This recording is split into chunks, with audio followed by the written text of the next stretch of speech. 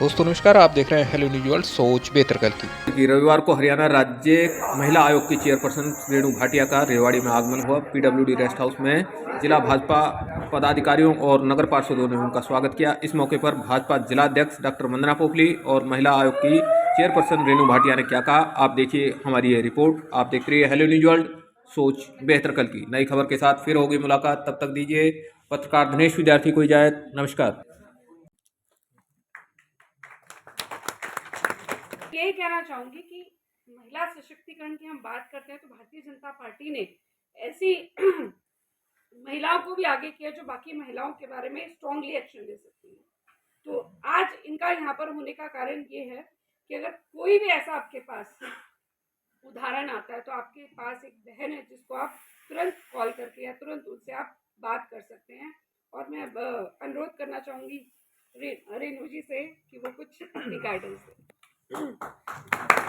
Madam Rewari आए हैं, क्या पूरा कार्यक्रम रहा आज? आज का जो रेवाड़ी का दौरा था वो यहाँ की जिलाध्यक्षा ने तय किया था एक स्कूल के एनुअल फंक्शन के लिए, और साथ ही अपने पूरे भाजपा की टीम के साथ एक राम राम करने का मौका हमें मिला। और सबने हमने आपस में कई बातों को साझा किया। किसी को कोई दिक्कत हो तो महिला आयोग कैसे हेल्प करता है, कहाँ कांटेक्ट करना है, किस तरह के केसेस हमारे पास आते हैं, ये सारे विषयों पर हमने बात की। एक महिला को सशक्त और मजबूत कैसे बनना है, कमजोरी नहीं करनी है, ये सारी बातें हमने आपस में साझा की। और मुझे लगता है ये सभी बहनें जो यहाँ पर जिले की टीम की, अन्य संस्थानों की चेयरपर्सन, वाइस चेयरपर्सन, पार्षद जो है सारी मौजूद थी। तो हमने अलग अलग विषयों पर महिलाओं के बात की। अच्छा अनुभव रहा।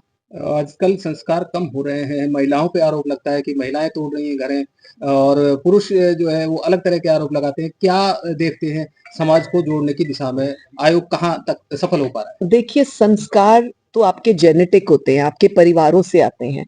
आपके अंदर कोई पुलिस, आपके अंदर कोई आयोग, आपके अंदर कोई जिला अध्यक्ष संस्कार नहीं भर सकता। यस, आप संस्कार से भटके हैं तो आपको काउंसिल कर सकते हैं, लेकिन आपके माता पिता वो आपको संस्कार देने वाले, जन्म देने वाले आपको संस्कार देते हैं, जो कि आजकल लैक कर रहा है। सभी लोग कामकाज में बिजी हैं, नौकरियों में बिजी हैं, तो शायद परिवारों के साथ बैठना मुश्किल हो रहा है, इसलिए बहुत चीजों की कमी भी हो रही है।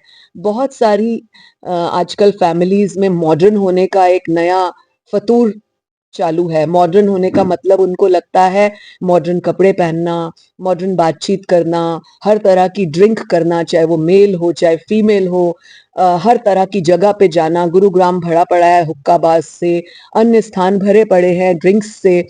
मैं तो अब देखती हूँ कि इतना सुंदर कोई मंदिर को भी नहीं सजा पाता।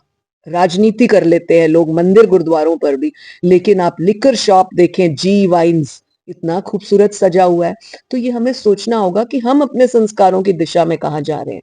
और इल्जाम कौन लगाता है एक बेटी पर? पुरुष लगाता है। वो पुरुष ये क्यों नहीं सोचता कि मैं भी किसी बेटी का बाप हूं, मैं भी किसी बहन का भाई हूं, मैं भी किसी पत्नी का पति हूं, मैं भी किसी का पुत्र हूं। मेरा ये मानना है, जो पुरुष महिलाओं को कलंकित करते हैं, उनका रेप करते हैं, उनसे दुर्व्यवहार करते हैं, मारपीट करते हैं, जलील करते हैं, वो अपनी माँ की कोख का अपमान करते हैं। क्योंकि एक माँ जो अपनी कोख से एक पुत्र को जन्म देती है, उसी कोख से एक महिला ने भी जन्म लिया होता है। एक नूहू में घटना हुई, एक दिव्यांग युवती बेटी थी, के साथ उसको जिंदा जला दिया गया। एक रेवाड़ी में लव जिहाद का मामला सामने आया, तो आयोग के साथ में या अगर ऐसे मामले सामने आते हैं तो कहाँ तक हम कामयाब हो पा रहे हैं? क्या पुलिस की जो भूमिका है, कई बार उस भूमिका पे भी सवाल उठते हैं, तो मुझे जितना अपना ध्यान आ रहा है, 3 साल एज मेंबर और 3 साल पिछले एज चेयरपर्सन, और अब सरकार ने जो आशीर्वाद दिया आने वाले 3 वर्षों के लिए, मेरा प्रयास रहेगा कि एक भी केस फेल ना हो। और मुझे कहते हुए हर्ष हो रहा है, गर्वान्वित हूं, मैं अपनी टीम को धन्यवाद देती हूँ, मुख्यमंत्री जी और अपनी मंत्री को धन्यवाद देती हूँ जिन्होंने मेरा सहयोग किया। हमने 12,500 केस सॉल्व किए। 12,500 केस बहुत बड़ा एक नंबर है, जिसको हमने 100% सॉल्व किया। और जो मैंने डाटा देखा, शायद हिंदुस्तान में पहला हरियाणा राज्य है जिसने 100% केस सॉल्व किए। युवतियां जो हैं एक समाज का बड़ा अंग है, उनके साथ में आपराधिक वारदात ना हो, उसके लिए आयोग की ओर से कोई विशेष क्या कहेंगे एक चेयरपर्सन के तौर पर? युवतियों को खुद भी जागरूक होना पड़ेगा, समझदार होना पड़ेगा। कोई युवती अगर विवाह से पूर्व मित्रता कर लेती है, कोई हर्ज नहीं। उस मित्रता को किस लेवल तक ले जाती है, ये हर्ज है।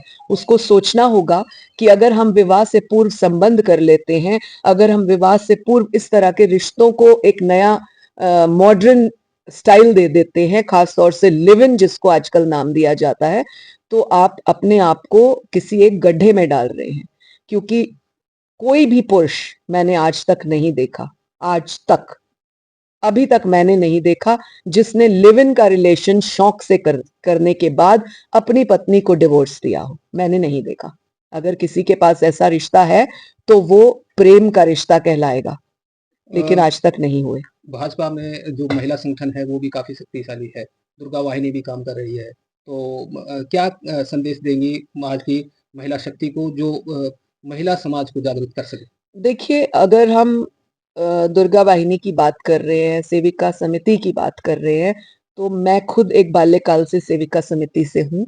मेरी दोनों बेटियां सेविका समिति से हैं और मैं 100% आश्वस्त होकर कह सकती हूँ, अपने उदाहरण को, अपनी बेटियों के उदाहरण को देखते हुए, कि जो बेटी एक बार दुर्गा वाहिनी में या दुर्गा शक्ति में आ जाए, उसको बिगाड़ना या उसको बहलाना फुसलाना बहुत मुश्किल होता है, बहुत मुश्किल। करोड़ों में एक कोई केस निकल आए अलग बात है, अदरवाइज वो औरत बचपन से ऐसे मंच जाती है, संस्कारों में मजबूत हो जाती है कि उसको कोई पुरुष बरगला नहीं सकता। आर्थिक रूप से सबल करने के लिए महिलाओं को एक बड़ी योजना, सखी योजना जो बीमा सखी है वो सरकार की ओर से लागू की गई है। काफ़ी जो अपराध हैं वो भी आत्मस्वावलंबी नहीं होती महिलाएँ, इस वजह से हो जाते हैं। तो क्या कहेंगे इसको लेकर? इसीलिए मैं हर वक़्त कहती हूँ कि हर महिला में एक दुर्गा है, हर महिला में एक लक्ष्मी है। अपने आप को जागृत करें। गाँव की है, शहर की है, पढ़ी है, अनपढ़ है, मैंने अभी भी एक शब्द कहा, पढ़ी और गुड़ी में भी फ़र्क होता है। अगर कोई पढ़ी-लिखी लाख रुपए महीना कमा रही है किसी एमएनसी में और उसमें कोई गुण नहीं है, वो परिवार नहीं बसा पाई, तो उसका वो स्वावलंबी होना, आत्मनिर्भर होना बेकार हो जाता है। क्योंकि वो एक से धन के उससे अगर सुलझी हुई है, तो वो रिश्तों में विफल है। इसी तरह अगर कोई जो है औरत गुणी है, लेकिन अगर वो स्वावलंबी है, तो वो सफल हो सकती है।